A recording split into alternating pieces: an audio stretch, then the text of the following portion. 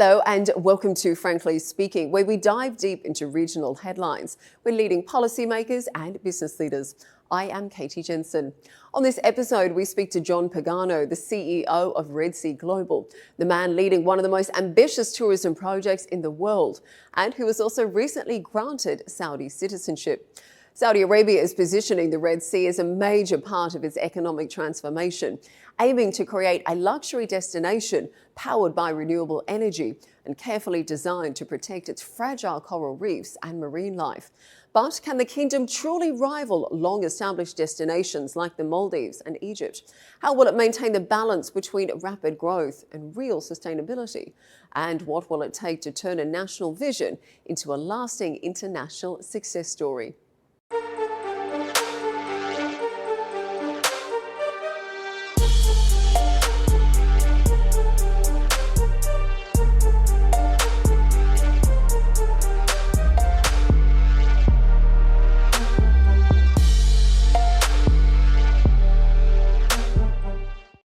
Mr. Pagano, thank you for joining us on Frankly Speaking today. So lots to talk about the incredible work you're doing at Red Sea. But of course, first of all, a very big congratulations on being granted Saudi citizenship. That is a rare recognition extended to only a select few.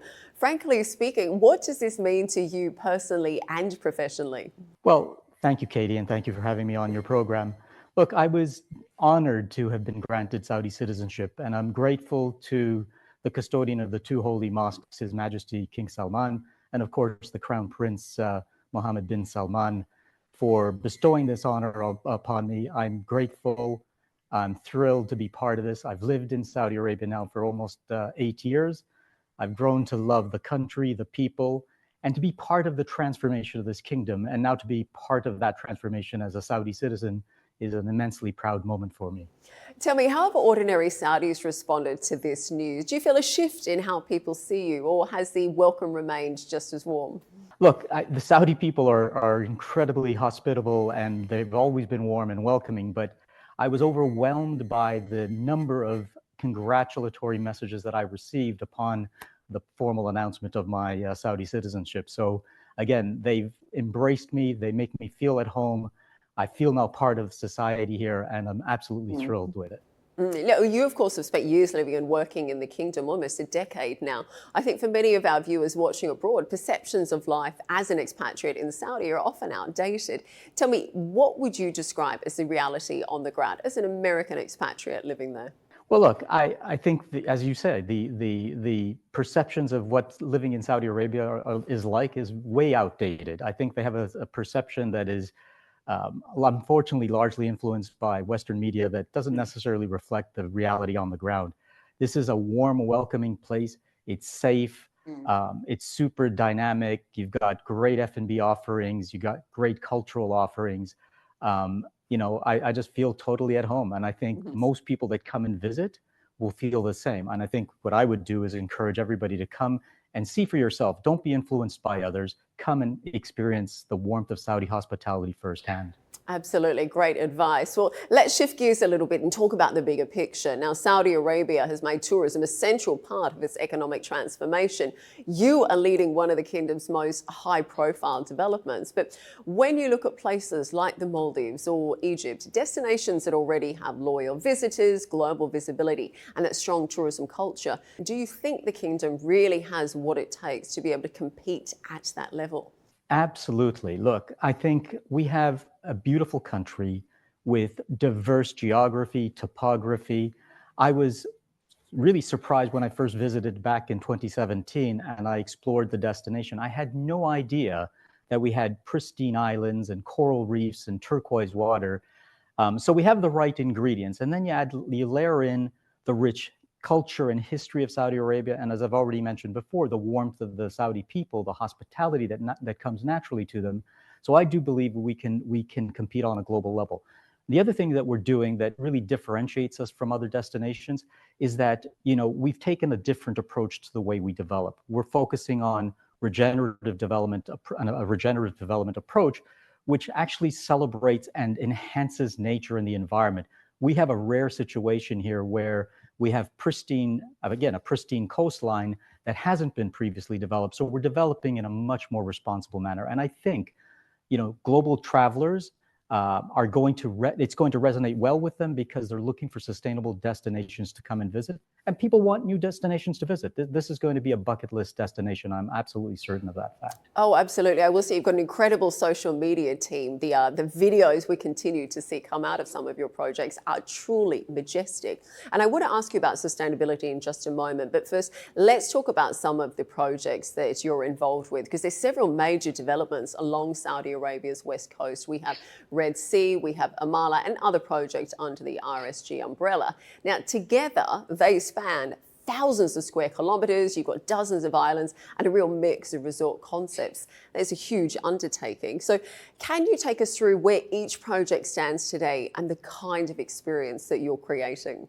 Well, thank you. Look, we have two major projects that are being developed. We have the Red Sea and Amala, as you've said. And I'm happy to say that we're now at the tail end of that development process. In total, between the two destinations, we have 27 hotels and resorts. To date, we've opened 9. By the end of the year, we will open 12. By January, that'll be 17. And by April, May time, all 27 resorts and hotels will be open. We've opened a new international airport, which is currently achieving 16 flights a week. And that number will grow as we continue to open the destination. So absolutely delivering on the original vision. It didn't happen overnight, as you know. We've been working on this now for a good number of years, but I'm absolutely thrilled to be at the end state and actually now welcoming people from around the world. It's absolutely, truly exciting and fulfilling the ambition that we set at the very beginning. Oh, absolutely. Being able to finally see it all come to life must be incredibly satisfying. Obviously, huge, large-scale project as well. With all of that moving forward, is it realistic to be able to launch them all at once, or are you looking at more of carefully planned phased rollout?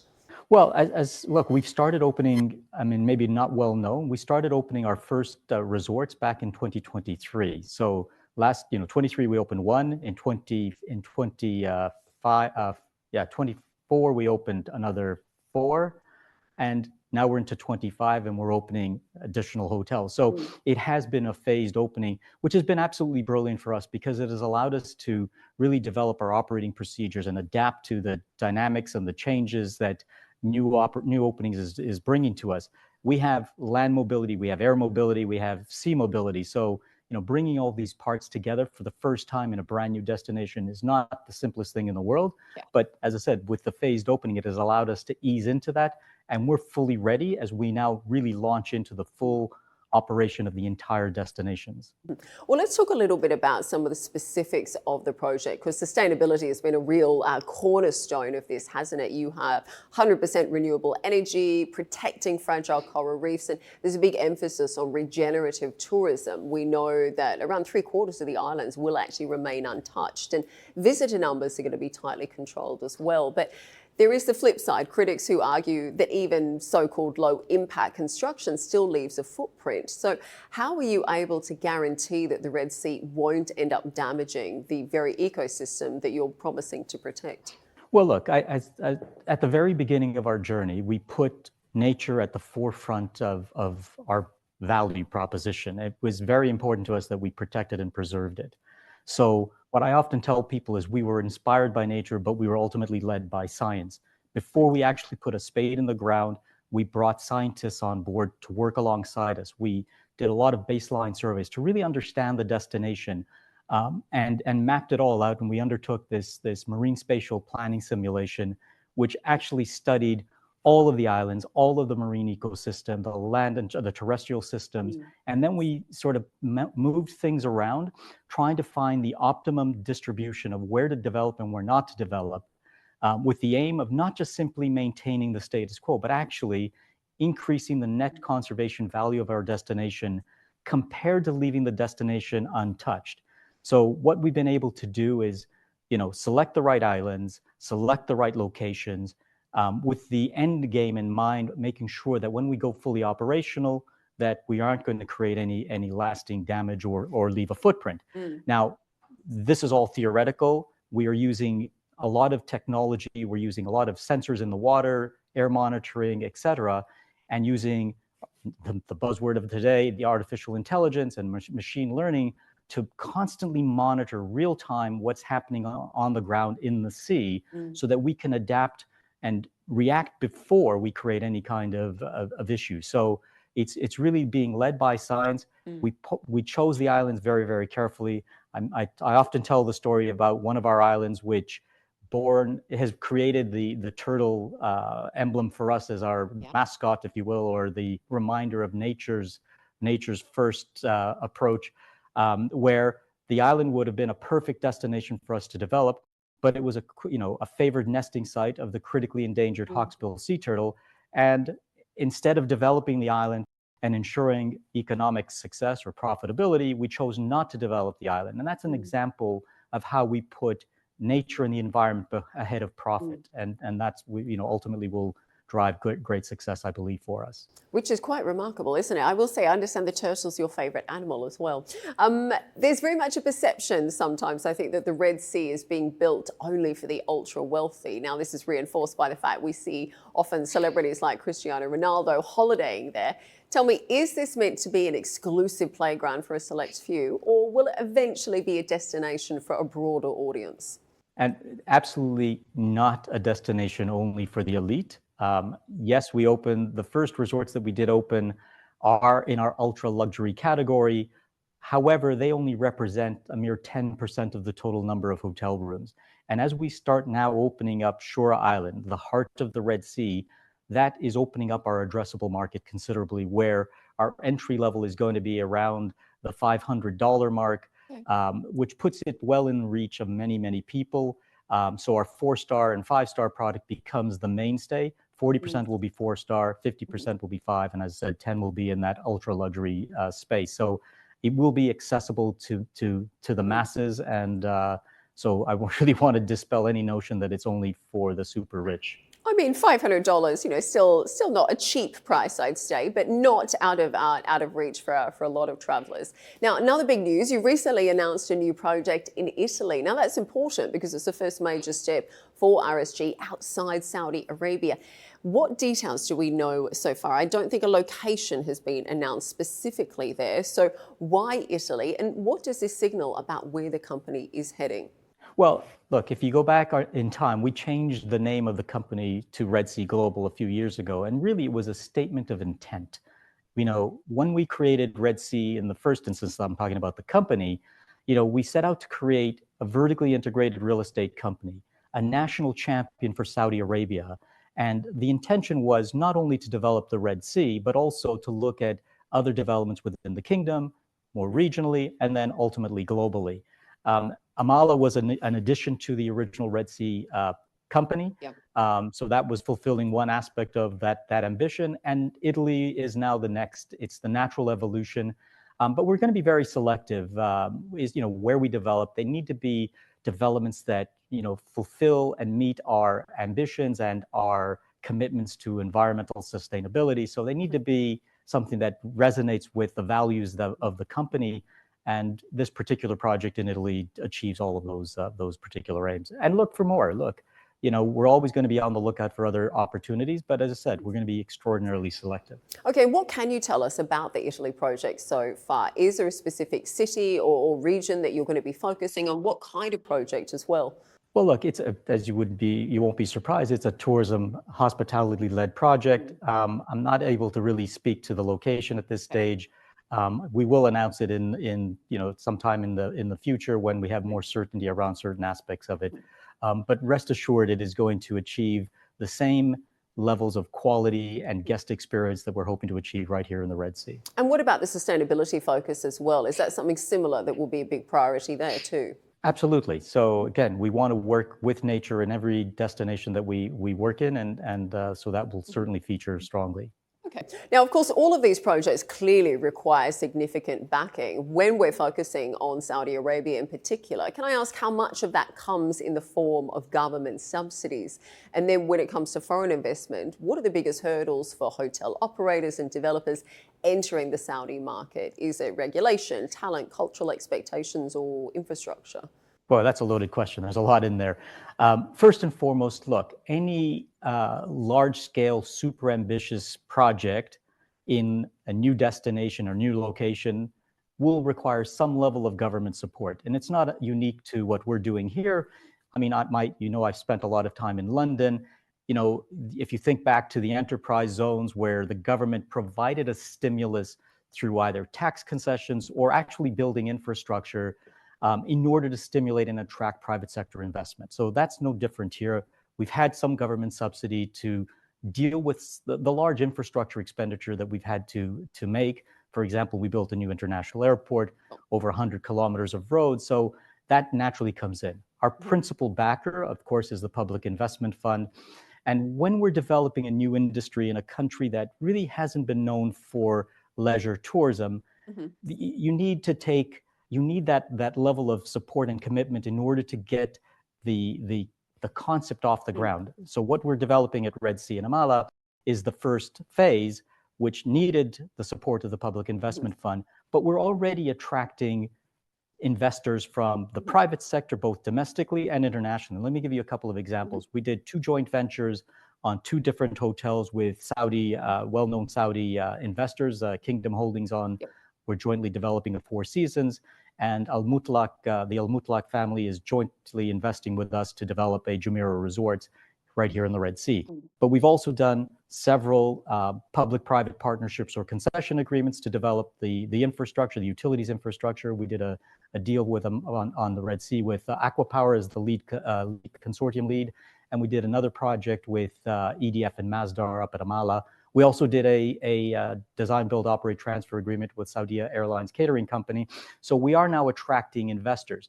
The proof ultimately is going to be in commercializing the destination. We're at that stage now. And already we're now starting to receive more and more inquiries about how people can participate and invest in the project, which is a reflection of the quality of what we've built.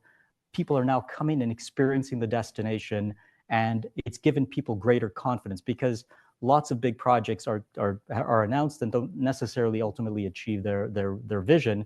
We're actually delivering on the ground, and I think that's now creating that level of interest from, I said, both domestic and indeed international investors. And that was going to be my next question. Where are you seeing the most interest from? Is it from investors within the kingdom? Is it more GCC, or is it fully international?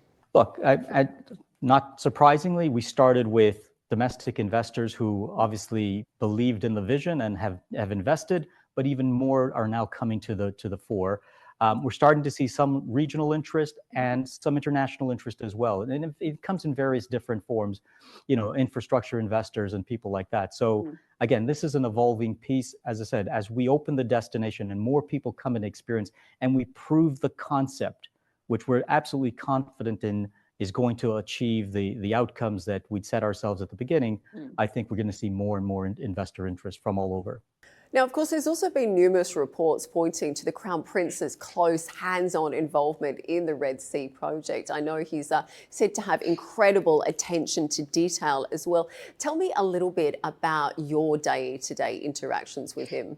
Well, look, I'm fortunate enough to have regular interactions with His Royal Highness, and you hit the nail straight on the head. He is very detail-oriented. We present all of the designs before we actually select one. He's very meticulous in that, and he drives us to achieve better, to come up with unique designs. And I think what you're seeing being realized, as you previously mentioned, you're seeing our social media channels showing how beautiful these destinations are. They're not only beautiful, but they're super unique. They're unique globally. If you look at our Shebara resort at the Red Sea, it's trending globally. We're getting visitors from South America. Yeah, absolutely. So we're getting visitors from South America, from Australia, which are probably the furthest you could get away from our destination, yet they're coming because they're intrigued by what they see. They're intrigued to come and experience the Saudi culture and hospitality, and we're super, super delighted with that. But that's driven by His Royal Highness. I have to say, they're not the most cost-effective solutions, but they are the most dramatic and have attracted the global attention, which was the original intention under Vision 2030, to put Saudi Arabia on the global tourism map. If we just built conventional hotels, yes, they would have succeeded, but they wouldn't have attracted the global interest that our designs and the projects are attracting today. And I will say it is such a unique design. You know, you mentioned Shibara Island as well. I had a look at some of the walkthroughs there, and they're incredibly futuristic. And even the way, you know, the smaller details, like this huge mini bar that's probably taller than I am, that opens up as well. You know, the sprawling outdoor area on the deck as well. It really is quite remarkable. Tell me, with some of these details, I guess, how is His Royal Highness's leadership style? How has that helped shape the project? Well, as I said, he drives us to do better, to achieve what some people might consider the impossible. We've been able to do it because of his guidance and his support at every step of the journey. This is a remarkable. I've never experienced this in my life, where the future sovereign of the country is so deeply involved in the details of, really driving home Vision 2030, and is in particular, the growth in the tourism space and the creation of unique designs that are going to be instantly recognizable as being Saudi Arabian. That was very important from the beginning, and we're now delivering on that promise and that vision. Tell me, what is the next major milestone for Red Sea Global? And since you're joining us today, can we get an exclusive hint at what's coming next? Well, look, the project continues. The focus right now, as I've mentioned earlier, is we need to open all 27 resorts and hotels, which is no small feat, no small undertaking. But we're already working on the next phases of the project. We have a project called Lahek Island, which is a resort-led community, which is designed to attract second home buyers, a lifestyle proposition, if you will. And we have other designs that are in the master planning phase and on the drawing board. So, look, if you look at the Red Sea and the Mala projects, in total, we're going to develop 80 hotels and resorts across the two projects. So we've currently developed a little around a third of that, and so there's another 2/3 to come. Just watch this space. More exciting news will come in the future. Okay, tell me, for you personally, because you've been involved in this project since the very beginning, I guess, what's your favourite part of the project? When everything is open and up and running, what is the bit that you're going to be the proudest of or most excited about? Look, I think I get a great sense of pride when I see these destinations come to life, when they're animated with people enjoying the beauty of the Red Sea, enjoying the service that we created. We have a huge Saudi workforce that supports us. And I love watching the pride in the Saudi staff, showcasing their country to the world. And I'm equally, encouraged and enthusiastic about how Saudi guests react to being served by Saudi staff. It's just a remarkable, experience and exchange between them. So that to me is what really excites me. I love seeing that interaction. I love the pride that the Saudis have in what's being developed in their country. And I also love the pride that my team has. When we open a new destination, it's celebrated amongst the entire organization. We've built an amazing company with great culture, and everybody believes in the vision. Everybody drives towards perfection and the highest levels of service. And again, that makes me super happy. I mean, it's an incredible project. The scale of the development is truly impressive. Tell me, a lot of challenges obviously involved in bringing this to life. What keeps you up at night? What keeps me up at night? Look, challenges are there all the time. And the key to dealing with it is not to ignore them. You just have to face them front on. And I often tell my children, how do you eat an elephant? You eat it one bite at a time. So we just take every challenge as it comes, and we just embrace it, and we figure it out, because development is never a straight line. It's never without its challenges. But I've built an incredible team. The entire organization numbers over 11,000 people today. Now that covers the entire spectrum of the development piece, the corporate piece, the delivery piece, and ultimately the operations. And so with such a strong, committed team, no challenge is too big for us. Great advice. I know a lot of your team often talk about how calm you are. So I think having you at the helm of this project has clearly been a big part of its success. Mr. Pagano, thank you very much for joining us on the show today. I know it's a busy week for you, so we appreciate your time. Thank you so much, Katie.